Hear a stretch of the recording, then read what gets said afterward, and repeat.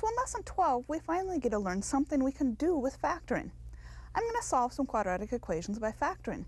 Steve's going to solve a little bit more complicated quadratic equations by factoring, and Anne's going to finish the lesson doing some examples which require solving quadratic equations by factoring. Well, in order to do this, I probably first need to talk about what a quadratic equation is. And to solve quadratic equations by factoring, we need the zero product principle. Then I'm just going to do a bunch of examples. So what is a quadratic equation? Well, here's an application. Timmy throws a rock straight up at a velocity of 32 feet per second from a height of 48 feet. The equation h equals negative 16t squared plus 32t plus 48 gives the height in feet of the rock t seconds after it is thrown. Well, first of all, I want to note that we have a quadratic equation in two variables. In Math 60, you probably remember, hopefully, talking about linear equations in two variables. You graphed a lot of lines. And then at the beginning of Math 65, we even talked about systems of linear equations, where we looked at linear equations in two variables. So what's different about a quadratic equation? If I didn't have this first term, negative 16t squared, 32t plus 48 is linear. It's of the form mx plus b. So it's this term negative 16t squared that makes this quadratic. By having this second degree term in this polynomial, we have a quadratic equation in two variables. Let's think about the application. Timmy has a rock and he throws it straight up in the air. What's going to happen to that rock? Well, the rock's going to go straight up in the air and then it's going to come back down. When we were graphing linear equations, the graphs came out to be lines. Well, if a rock's going to go up and then come back down, I don't think the graph can look like a line. Let's think about some of the points that correspond to this equation. So let's make a little table with some values of t and h. And I'm just going to look at t equals 1. Actually, let's start at t equals 0, t equals 1, and t equals 2. Well, at t equals 0, this is the second when Timmy throws the rock. And we're told that he throws it from a height of 48 feet. So when t is 0, h should be 48. We can verify that with the equation. If t is 0, negative 16 times t squared is 0. Any number times 0 is 0. 32 times 0 is 0. So we have 0 plus 48, which is indeed 48. What about when t equals 1? Well, if t equals 1, then h would equal negative 16 times 1 squared plus 32 times 1 plus 48. 1 squared is 1. Negative 16 times 1 is negative 16. So we have negative 16 plus 32 plus 48. Negative 16 plus 32 is positive 16. 16 plus 48 is 64. So when t is 1, h is 64. What about when t is 2? Well, if t equals 2,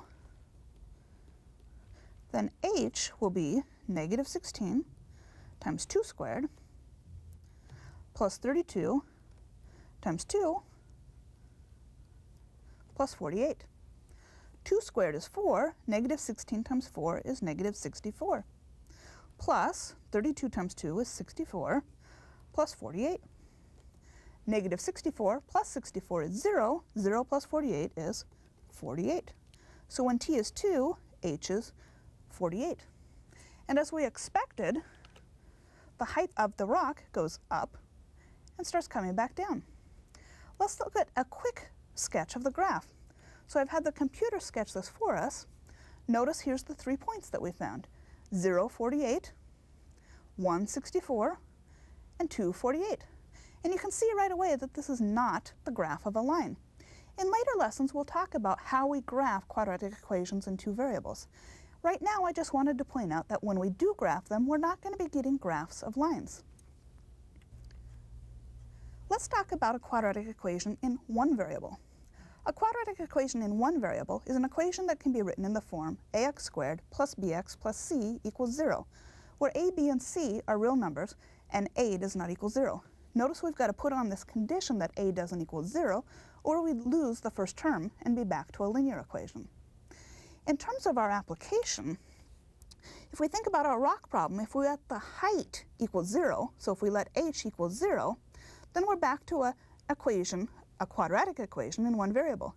And if h is 0, we're talking about the time it takes the rock to hit the ground. A height of 0 corresponds to ground level. We'll come back to this.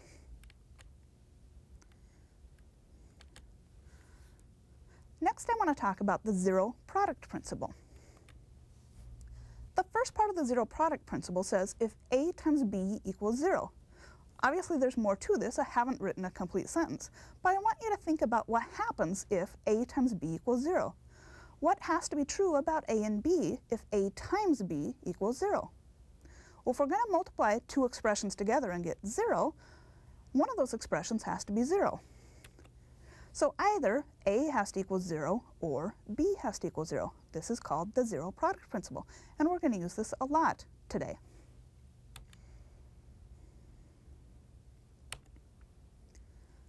So let's look at some examples. Let's say we want to solve x plus 6 times the quantity x minus 3 equals 0.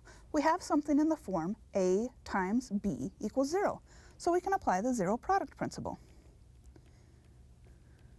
So if the quantity x plus 6 times x minus 3 is going to equal 0, then either x plus 6 is going to have to equal 0, or x minus 3 is going to have to equal 0, according to the zero product principle.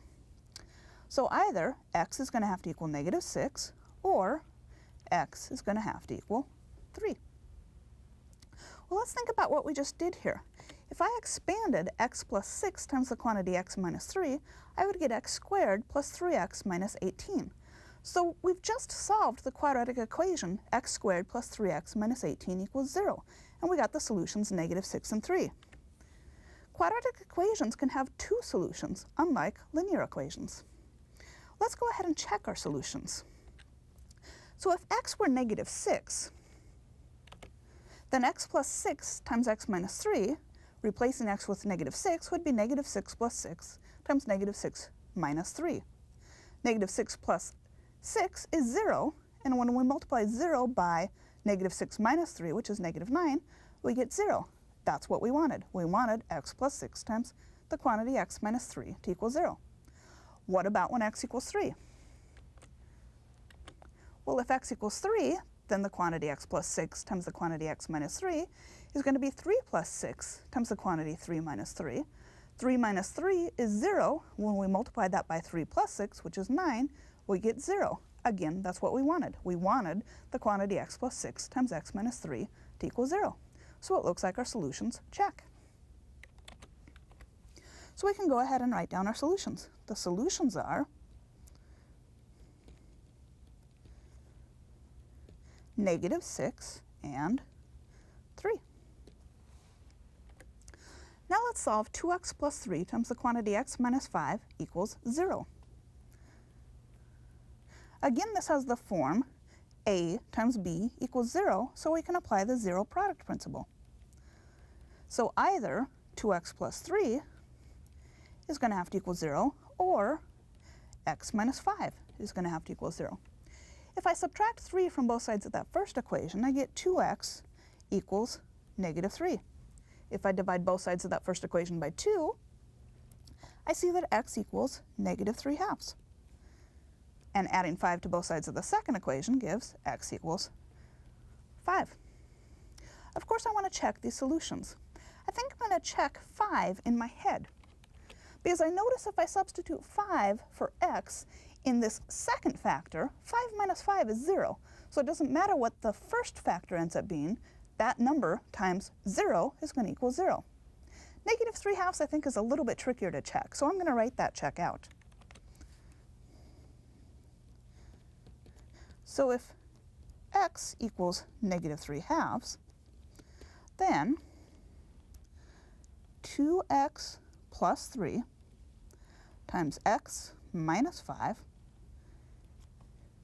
is going to be 2 times negative 3/2 plus 3 times the quantity negative 3/2 minus 5.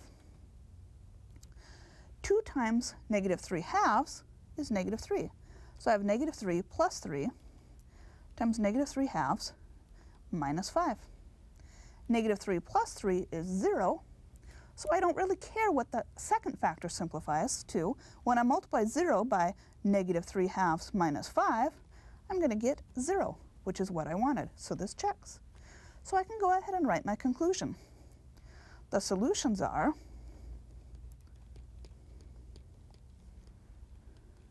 negative 3 halves and 5. Now let's solve x squared plus 5x plus 6 equals 0. This time it doesn't look like I have the form a times b equals 0.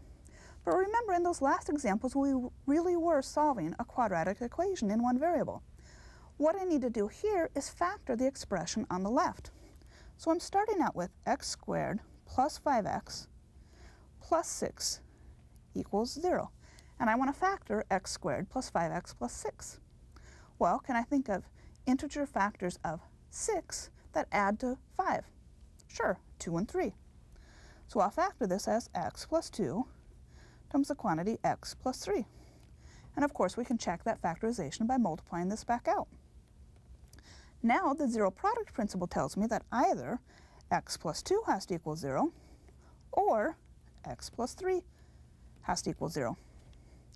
So either x has to equal negative 2 or x has to equal negative 3. This time I'm going to write out my check for both negative 2 and negative 3, because when I do the check, I want to make sure that I always go back to the original equation. That's not going to be quite so simple as substituting the values of x in for the factored expression. So if I'm going to check x equals negative 2, I'm going to look at x squared plus 5x plus 6, replacing x with negative 2. So I've got the square of negative 2 plus 5 times negative 2 plus 6. When I square negative 2, that's negative 2 times negative 2, positive 4. 5 times negative 2 is negative 10 plus 6. 4 plus 6 is 10, and 10 minus 10 is 0. So this checks. What about if x equals negative 3?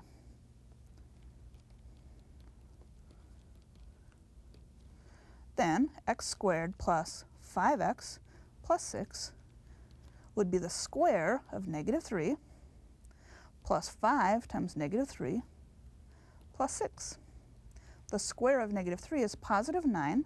5 times negative 3 is negative 15 plus 6. 9 plus 6 is 15. 15 minus 15 is 0. So this checks, and I can go ahead and write my conclusion, which is the solutions are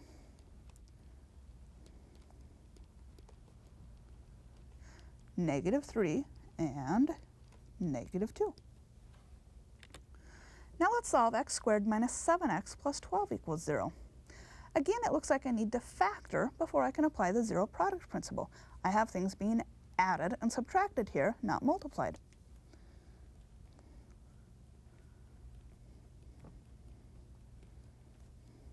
So are there integer factors of 12 that add to negative 7? Sure, negative 3 and negative 4. So it looks like this factors as x minus 3 times the quantity x minus 4. Again, we can check the factorization by multiplying this back out. So applying the zero product principle, either x minus 3 equals 0 or x minus 4 equals 0. So either x equals positive 3 or x equals positive 4. Again, I want to go back to my original equation for my check. So I'm going to start by checking x equals 3. And if x equals 3, then x squared minus 7x plus 12 would be 3 squared minus 7 times 3 plus 12. That's 9 minus 21 plus 12. 9 plus 12 is 21. 21 minus 21 is 0. So that checks. What about if x equals 4? Then x squared minus 7x plus 12 would be 4 squared minus 7 times 4 plus 12. That's 16 minus 28 plus 12. 16 and 12 is 28. 28 minus 28 is indeed 0. So this does check. So I can go ahead and write my conclusion. The solutions are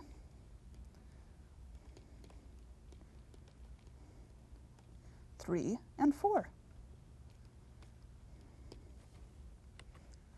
Now let's solve 2x squared minus 6x minus 20 equals 0. Again, it looks like I need to start by factoring. Remember, the first step in any factoring problem is to factor out a greatest common factor. 2, 6, and 20 are all divisible by 2, so it looks like I can pull out a greatest common factor of 2 as my first step. When I do that, I leave behind x squared minus 3x minus 10. Now can I factor the trinomial x squared minus 3x minus 10? Well, are there integer factors of negative 10 that add to negative 3? How about negative 5 and positive 2? So 2 times x minus 5 times the quantity x plus 2. Again, we can check our factorization by multiplying back out and making sure we do indeed have 2x squared minus 6x minus 20. Now the zero product principle tells me that one of these factors has to equal 0 if when we multiply them all together, we're going to get 0. So here I have factors of 2, x minus 5, and x plus 2. However, 2 is a constant. There's no way 2 is ever going to equal 0, so it doesn't make any sense to set 2 equal to 0. So what I have left is either x minus 5 has to equal 0 or x plus 2 has to equal 0.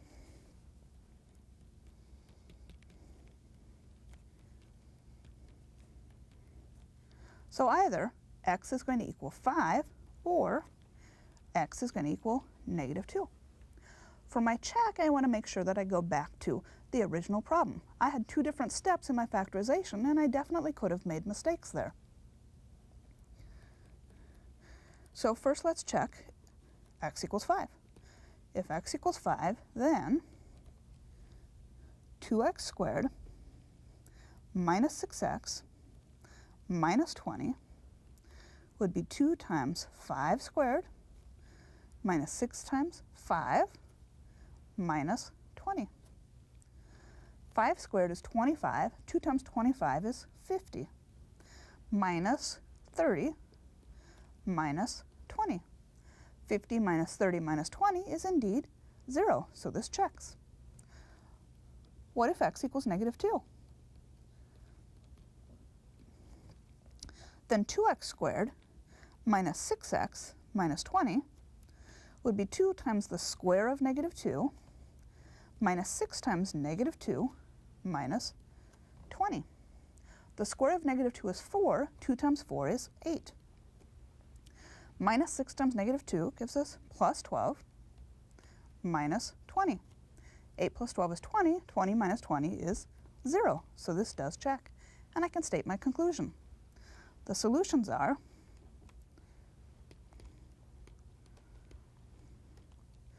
5 and negative 2. Now let's solve 2x squared minus 3x plus 1 equals 0. This time I don't see any greatest common factors to the 3 terms on the left-hand side of the equal sign. So I want to think about factoring 2x squared minus 3x plus 1. Well, the only factors of 1 are 1 in itself. The only factors of 2 are 1 and 2. So I don't have too many choices here. 2x times x will give me x squared. 1 times 1 will give me 1. I want a negative middle term, though, so I'm going to look at negative 1 and negative 1. Let's make sure this works. The outer terms, 2x times negative 1, multiplied to negative 2x. The inner terms, negative 1 times x, multiplies to negative 1x. Negative 2x minus 1x is indeed negative 3x. So this seems to work. So the zero product principle tells me that one of these factors has to be 0 if we want the whole product to be 0. So either 2x minus 1 equals 0, or x minus 1 equals 0. Adding 1 to both sides of the first equation gives me 2x equals 1. And dividing both sides by 2 gives me x equals 1/2. So we have either x equals 1/2 or x equals +1 from the second equation. I need to go back to the original equation for my check. I think I'm going to check x equals 1 first, just because that one's a bit easier. If x equals 1, then 2x squared minus 3x plus 1 is 2 times 1 squared minus 3 times 1 plus 1. 1 squared is 1, 2 times 1 is 2, minus 3 times 1 is 3, plus 1. 2 plus 1 is 3, and when we subtract 3, we get 0, which is what we wanted. What if x equals 1/2?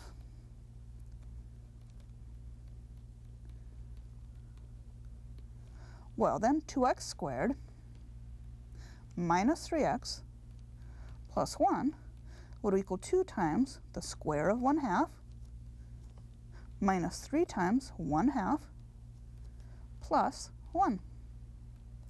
The square of 1/2 is 1/4, so I have 2 times 1/4 minus 3/2 plus 1. 2 times 1/4 is 2/4, which reduces to 1/2. So I have 1/2 minus 3/2 plus 1. 1/2 minus 3/2 is minus 2/2. That's minus 1. Minus 1 plus 1 is indeed 0. So this checks. So I can go ahead and write my conclusion, which is the solutions are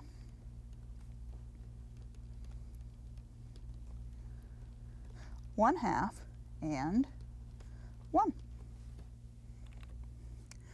Now let's solve 3x squared minus 7x equals 0. Again, I don't have a product here. I see subtraction going on between the two terms. Do those two terms have a greatest common factor? Well, 3 and 7 don't have anything in common, but both terms do have a factor of x. So I'm going to start by factoring x out of these two terms. When I factor out an x, I leave behind 3x minus 7. Can I factor 3x minus 7? Well, 3x and 7 don't have anything in common, and 3x minus 7 is a linear factor. So this polynomial on the left-hand side of the equal sign is completely factored. So now I need to set the two factors equal to 0. Either that first factor, x, has to equal 0, or the second factor, 3x minus 7, has to equal 0. Well, x equals 0, we already know the solution is 0. What about 3x minus 7 equals 0? Well, adding 7 to both sides of the equation gives me 3x equals 7.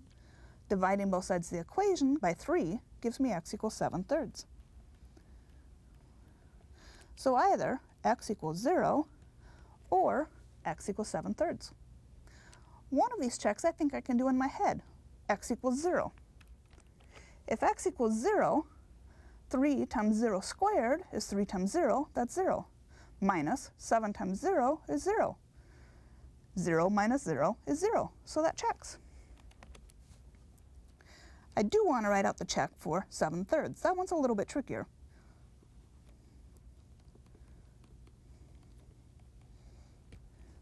(3x squared minus 7x would be 3 times 7/3 squared minus 7 times 7/3.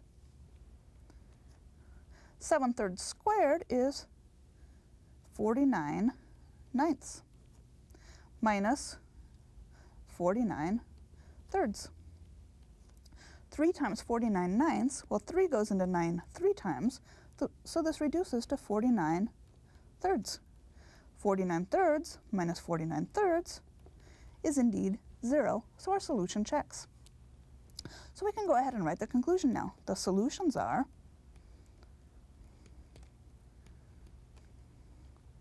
(0 and 7/3). Now let's go back to our application. Remember, Timmy throws a rock straight up at a velocity of 32 feet per second from a height of 48 feet. The equation h equals negative 16t squared plus 32t plus 48 gives the height in feet of the rock t seconds after it's thrown. Our question here is, when will the rock hit the ground? Remember earlier we discussed if we let h equal 0, we're looking at a height of 0, and so we're looking at ground level. So we want to find out what happens if we let h equal 0.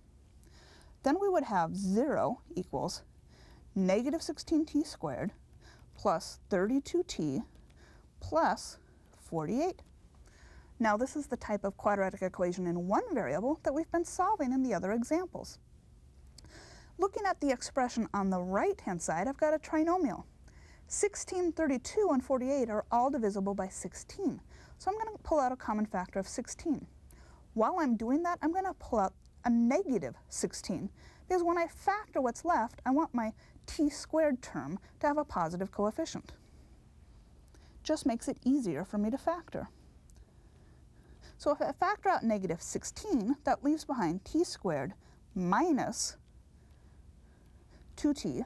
Negative 16 times negative 2t will give me positive 32t, minus 3. Negative 16 times negative 3 will give me that positive 48 for the constant at the end. Now I need to try to factor t squared minus 2t minus 3. Or are there integer factors of negative 3 that add to negative 2? Negative 3 doesn't have too many factors. Negative 3 plus 1 will add to negative 2, and negative 3 times positive 1 is indeed negative 3. So it looks like this factors as t minus 3 times t plus 1. Now applying the zero product principle, that constant negative 16 can never equal 0, so one of the other factors, t minus 3 or t plus 1, is going to have to equal 0. Either t minus 3 equals 0 or t plus 1 equals 0. So either t equals 3 or t equals negative 1.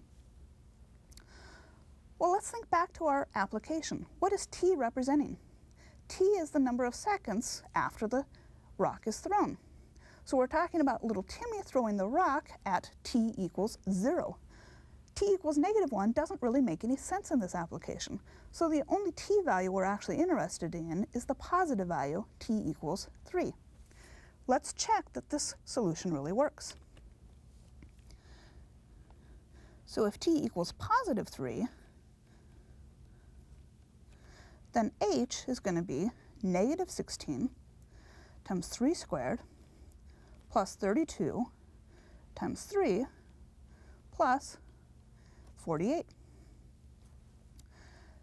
3 squared is 9, so I have negative 16 times 9 plus 32 times 3 is 96 plus 48. Negative 16 times 9 is negative 144 plus 96 and 48 is positive 144. Negative 144 plus 144 is 0, so this does indeed check. We're looking for when the rock hits the ground, which is when h equals 0. So to answer the question, the rock will hit the ground 3 seconds after Timmy throws it.